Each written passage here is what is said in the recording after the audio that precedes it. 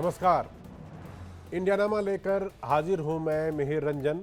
इंडियानामा में बात करेंगे उन तमाम खबरों की जिसका सीधा सरोकार आपसे है, जिसका सीधा मतलब आपसे है, जिसका सीधा असर आप पर पड़ता है। इस शो में हम बात करेंगे कि दिल्ली में जल संकट कितना गहरा गया है, उसका हल निकलता फौरन क्यों नहीं दिखाई दे रहा है। बात राजनीति की भी करेंगे और बात ये करेंगे कि दिल्ली में राजनीति के चक्कर में ये पानी का संकट क्यों नहीं निकल रहा, और जिसके चलते ऐसी भी खबर आ रही है कि कुछ लोग अब इस राजधानी को छोड़कर अपने गांव की तरफ रुख करने लगे। चलेंगे महाराष्ट्र और बात करेंगे वहां की राजनीतिक उठापटक की, जहां खबर ये भी है कि उद्धव ठाकरे और कांग्रेस के बीच ऑल इज नॉट वेल। तो बात उसकी भी करेंगे और बात करेंगे उस बयान की जिसका मतलब ये निकाला जा रहा है कि बीजेपी को कहीं घमंड के चक्कर में तो नहीं पार्टी का परफॉर्मेंस खराब हो गया लोकसभा चुनाव में। आखिर बीजेपी पर क्यों लगा ये इल्ज़ाम और किसने ये की है बात, उसकी चर्चा भी होगी हमारे इस शो में इंडियानामा में। बात करेंगे यूपी सीएम योगी आदित्यनाथ की, जो वाराणसी के दौरे पे रहेंगे, और उनके एक्शन की भी करेंगे कि आखिर क्यों और कहां पे बुलडोजर लगातार चला जा रहा है और एक्शन वहां पर अवैध निर्माण के खिलाफ जारी है। चर्चा करेंगे पीएम के इटली दौरे की भी, लेकिन सबसे पहले देखिए कि दिल्ली में पानी के संकट की स्थिति क्या है और हमारी रिपोर्ट क्या कह रही है उसके बारे में।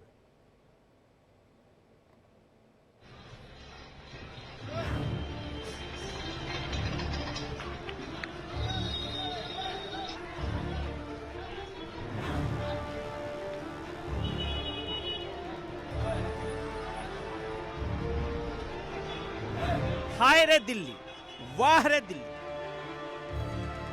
दिल वालों की इस दिल्ली में लोग बेहाल हो गए हैं, बूंद बूंद के लिए तरस रहे हैं।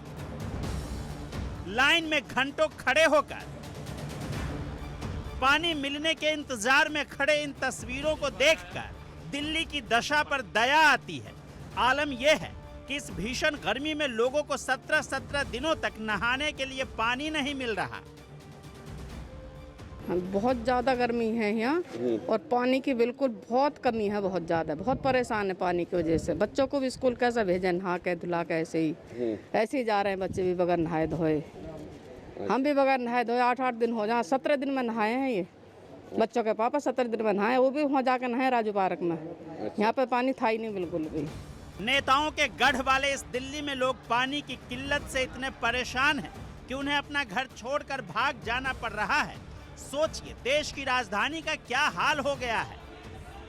गांव चले गए, गांव में आए 6-7 दिन में पानी की वजह से है ही नहीं पानी कतई भी। 1 महीने से ज़्यादा हो गया पानी आए हुए, अभी तक पानी नहीं आया है। दिल्ली के गोविंदपुरी की इस तस्वीर को देखिए। टैंकर से पानी लेने के लिए लोगों की लंबी लाइन लगी हुई है। जिसको जब मौका मिल रहा है वो टैंकर से पानी भर रहा है। प्लास्टिक के बड़े बड़े कंटेनर लेकर लोग उसमें पानी भर रहे हैं।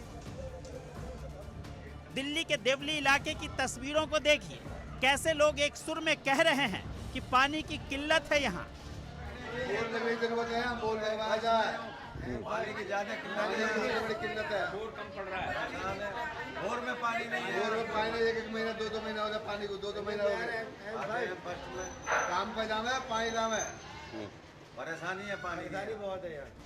इस इलाके में 1.5-2 महीने से पानी नहीं आया है। सोचिए यहाँ पर लोग कैसे रह रहे होंगे। 1 महीने से ज़्यादा हो गया पानी आए हुए, अभी तक पानी नहीं आया है। प्राइवेट टैंकर मंगवाते हैं वो इतना महंगा है, 800 रुपये में दे रहे हैं। अब एक तो पूरा 1000 का ही बता रहा, सीधा 9000 का। भैया हमारा इतना बजट नहीं है, बीमार आदमी कहाँ से लाम है। तस्वीरें दिल्ली के गीता कॉलोनी से आई है। यहाँ पर भी पानी भरने के लिए लंबी कतारें लगी हैं। टैंकर के आते ही लोगों के चेहरे पर खुशी आ जाती है और अब तो पानी मिलेगा। देखिए कैसे लोग पानी भरने के लिए बेचैन दिख रहे हैं। हालांकि इन इलाकों के लोगों का कहना है कि पहले से यहाँ पर पानी की स्थिति थोड़ी सुधरी है। 2 टैंकर खूब बढ़िया है। 1 टैंकर में पूरा नहीं होता था पानी, आया 2 आया, बहुत दिन के बाद 2 आया, बहुत दिन के बाद। टैंकर तो इन इलाकों में आ रहे हैं, लेकिन पानी की आपूर्ति पूरी नहीं हो पा रही। इलाके के लोगों का कहना है कि मीडिया में खबरें दिखाए जाने के बाद शायद प्रशासन जागा है। लग रहा है कि प्रशासन जाग गया। उम्मीद है लोगों को पानी बराबर मिलता रहेगा। ये तो उम्मीद करते हैं अगर प्रशासन जाग गया तो टैंकर देगा। ये तो जनता के लिए बहुत खुशी की बात है। उधर इस मामले पर राजनीति भी जमकर हो रही है। जेडीयू नेता तारिक अनवर ने कहा कि दिल्ली, हरियाणा और हिमाचल सरकार को इसमें एक दूसरे की मदद करनी चाहिए। हिमाचल, हरियाणा और दिल्ली सरकार को गंभीरता से बैठकर बजाय राजनीति करने की इसका हल निकालना चाहिए। जनता त्राही कर। वहीं हिमाचल सरकार ने साफ साफ कह दिया कि वो पानी देने को तैयार है। दिल्ली सरकार और हरियाणा सरकार को आपसी सहमति बनाने की जरूरत है। हिमाचल के पास जितना भी पानी है, अपने राज्य की जरूरत को छोड़कर हम सारा पानी, चाहे दिल्ली है चाहे कोई और राज्य है, हम उनको देने के लिए तैयार है, क्योंकि हिमाचल प्रदेश भी इस देश का एक भाग है। हरियाणा सरकार के अधिकारियों का कहना है कि पानी की पर्याप्त मात्रा सप्लाई की जा रही है। यहाँ से डायरेक्ट दिल्ली को कोई पानी सप्लाई नहीं है, क्योंकि यहाँ से दिल्ली के लिए कोई कैरियर चैनल नहीं है। मूनक हेड से आगे दिल्ली को पानी जाता है, तो वहाँ से जो पानी है दिल्ली को हरियाणा 1050 क्यूसिक पानी कंटिन्यूसली दे रहा है, जबकि दिल्ली का शेयर MOU 94 के हिसाब से 761 क्यूसिक है। बीजेपी का कहना है कि दिल्ली में इतने दिनों से आम आदमी पार्टी की सरकार है, लेकिन आज तक इस समस्या को सुलझाया नहीं गया। केजरीवाल की लीडरशिप में आम आदमी पार्टी लगभग 10 साल सत्ता में रही। दिल्ली की जनता को पानी की समस्या से निजात दिलाने की बजाय उलझाने और घोटालेबाजी में बिजी रही। दिल्ली में रोजाना 1000 से लेकर 1005 मिलियन गैलन पानी की जरूरत होती है।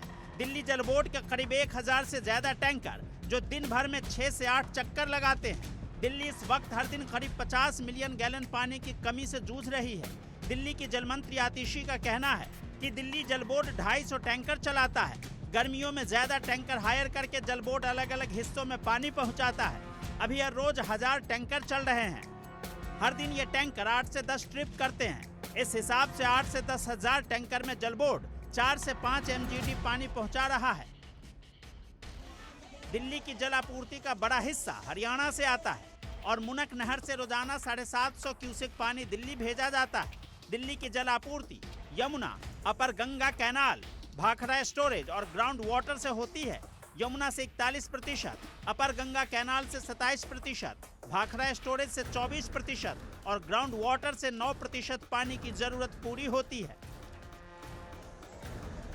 Bureau report, India daily live. Lok Sabha चुनाव के नतीजे आने के बाद से ही महाराष्ट्र का चुनावी माहौल बिल्कुल गरमाया हुआ है। 3-4 महीने बाद ही राज्य में विधानसभा चुनाव होने वाले हैं और अभी से एनडीए और इंडिया गठबंधन में पार्टियों के बीच आपसी अनबन की खबरें आने लगी हैं। असल में एनडीए को प्रदेश में मिली करारी हार को लेकर आरोप और प्रत्यारोप का दौर जारी है। जहां एक तरफ मुख्यमंत्री एकनाथ शिंदे ने 400 पार वाले नारे को हार की वजह बताया, तो आरएसएस के मुखपत्र ऑर्गेनाइजर ने अजीत पवार की एनसीपी से गठबंधन को हार का जिम्मेदार ठहरा दिया था। इंडिया गठबंधन के सहयोगियों के बीच भी ऐसा ही कुछ तकरार देखने को मिल रहा है। उद्धव ठाकरे के नेतृत्व वाली शिवसेना यूबीटी की कांग्रेस संग बात नहीं बन पा रही है। खबरें कुछ ऐसी ही हमारे पास आ रही है। माना जा रहा है कि उद्धव ठाकरे ने महाराष्ट्र विधानसभा चुनाव में अपनी पार्टी को अकेले उतारने का मन भी बना लिया है।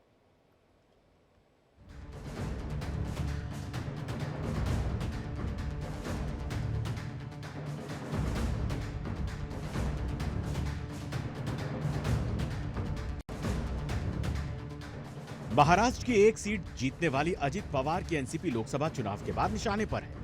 आरएसएस के मुखपत्र ऑर्गेनाइजर में छपे एक लेख ने एनडीए में मचे घमासान को और ज्यादा हवा दे दी है। इसको लेकर एनसीपी पवार गुट के नेता छगन भुजबल ने कड़ी प्रतिक्रिया दी है।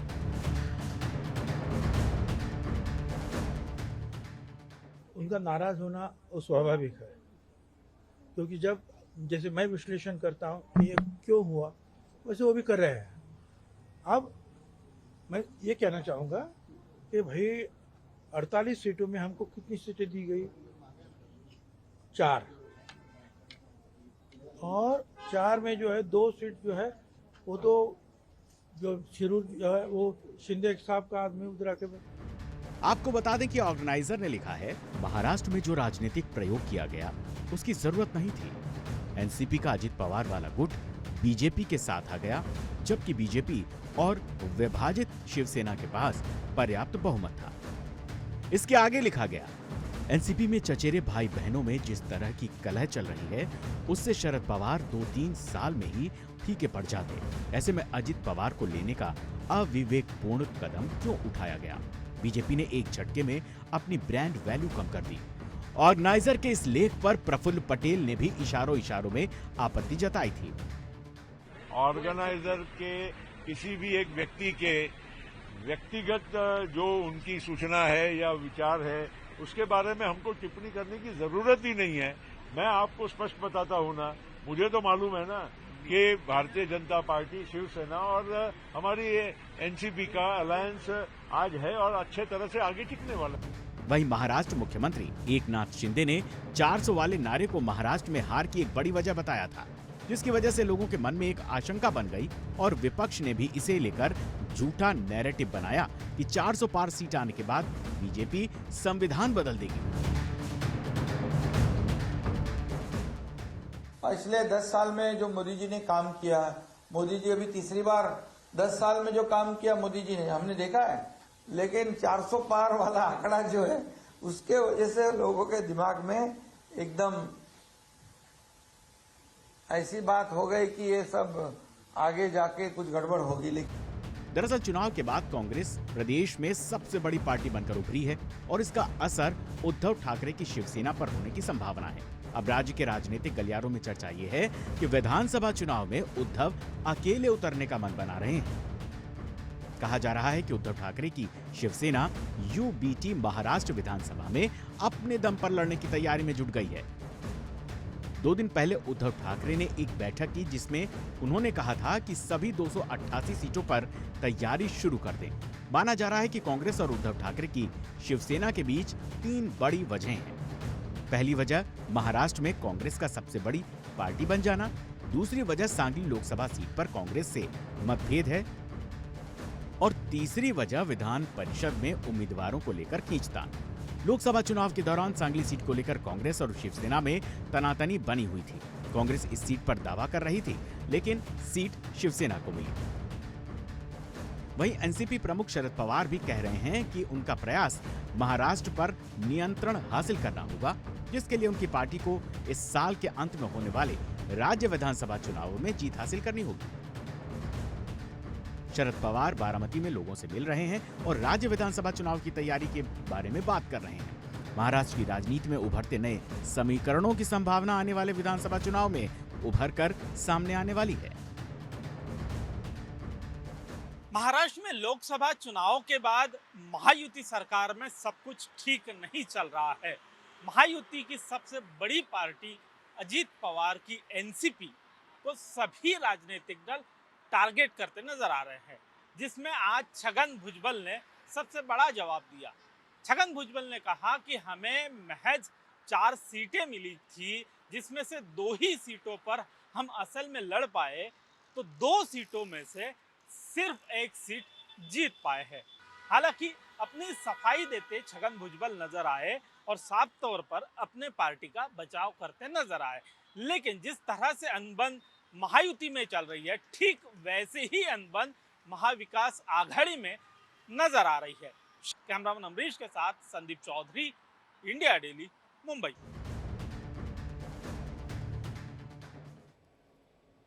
केंद्र में बीजेपी की अगुवाई में एनडीए गठबंधन की सरकार बन गई, लेकिन सरकार बनने के बावजूद बीजेपी लगातार निशाने पे है और लोग उसकी सफलता को भी कई बार सवालों के घेरे पे प्रश्न चिन्ह लगा के देख रही है। यहाँ तक कि संघ यानी कि आरएसएस भी इशारों में बीजेपी पर लगातार तंज कसे जा रही है। पहले संघ प्रमुख मोहन भागवत ने मणिपुर की हिंसा के साथ साथ कुछ और चीज़ों को लेकर केंद्र सरकार पर निशाना साधा था और अब संघ के बड़े नेता हैं इंद्रेश कुमार, उन्होंने भी बीजेपी पर एक तरह से करारा वार किया है। उन्होंने वैसे गुणगान तो राम का किया, लेकिन इशारों में उन्होंने तंज बीजेपी पे कस दिया और जो कुछ भी उन्होंने कहा उसका मतलब यही निकाला जाए कि क्या बीजेपी को उसके घमंड की वजह से हार का सामना करना पड़ा। हार से मेरा मतलब है 272 सीट भी उनकी नहीं आ पाई।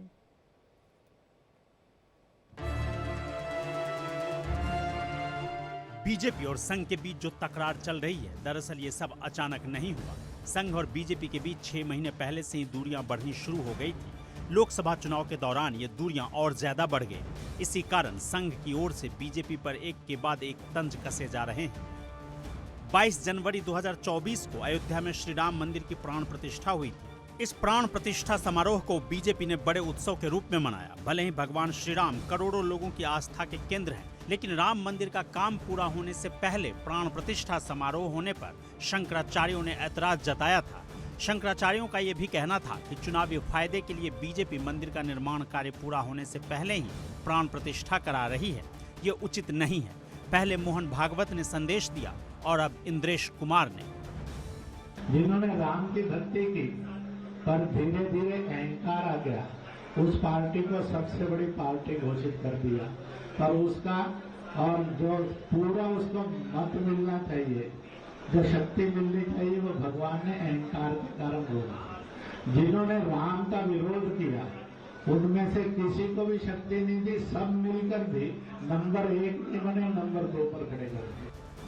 4 दिन पहले 10 जून को नागपुर में आरएसएस चीफ मोहन भागवत ने ऐसी ही नसीहत दी थी। उन्होंने चुनाव, राजनीति और राजनीतिक दलों के रवैये पर खुलकर बोला।